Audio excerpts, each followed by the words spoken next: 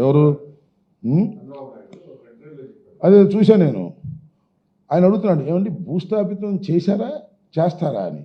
చేస్తాడంట. నువ్వు భూస్థాపితం అవుతావు నువ్వు చేస్తున్న పనులకి. ఒక రాజకీయ పార్టీని మరొక రాజకీయ పార్టీ ఎప్పుడూ భూస్థాపితం చేయలేదు, గుర్తుపెట్టుకుని నారా చంద్రబాబు నాయుడు గారు.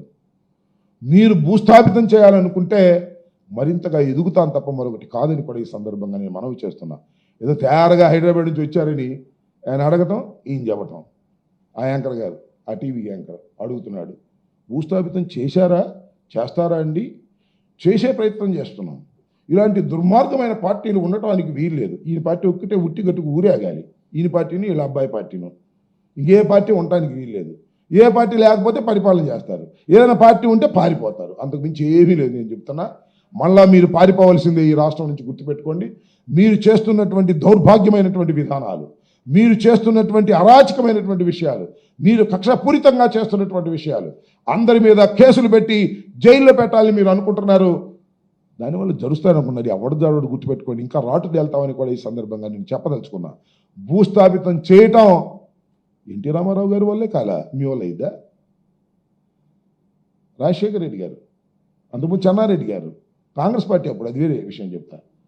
ఎవరి వల్ల కాదు, నువ్వెంత, నీ కథ ఎంత. అందువల్ల ఎదుటి పార్టీని ఏదో భూస్థాపితం చేస్తానని నువ్వు అనుకుంటున్నావు. నువ్వు మీ అబ్బాయి ఇద్దరు కలిసి భూస్థాపితం అవ్వకుండా జాగ్రత్త పడని నేను చెప్తున్నా. మీ అబ్బాయి మాటని మొత్తం సర్వనాశనం చేసేస్తావు నీ పార్టీని. ఇప్పటికే లబోదివ్వమంటున్నారు నీ పార్టీ ఎమ్మెల్యేలు కూడా, నీ పార్టీ మంత్రులు కూడా. మీ అబ్బాయి మాటలని సర్వనాశనం చేస్తున్నారు పార్టీని. ఇలాంటి దుర్మార్గమైన కార్యక్రమాలు చేస్తున్నారు. ఈ రాష్ట్రంలో ఇప్పుడు ఇలాంటి దుర్మార్గమైన కార్యక్రమాలు లేవు. లోకేష్ బాబు గారు వచ్చిన తర్వాత స్టీరింగ్ ఆయన చేతిలోకి పోయి చంద్రబాబు నాయుడు గారు స్టీరింగ్ వదిలేశాడు అని చెప్తున్నారు. దాన్ని ఉంటే సరి చేసుకో, సరి చేసుకుంటే నీ పార్టీ నిలబడిద్ది. లేకపోతే ఇవాళ వచ్చిందంతా నీ బలం అని అనుకోమాక. 3 పార్టీలు గెలిచి వచ్చినటువంటి బలం అది. గుర్తుపెట్టుకో, ఇప్పుడు ఇలాగే ఉన్నదనే విషయాన్ని దయచేసి నారా చంద్రబాబు నాయుడు గారు గుర్తుపెట్టుకోవాలని మనవి చేస్తున్నాం.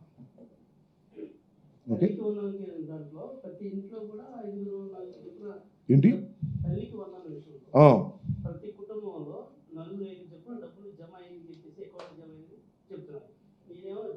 ఎవరు చెబుతున్నారు?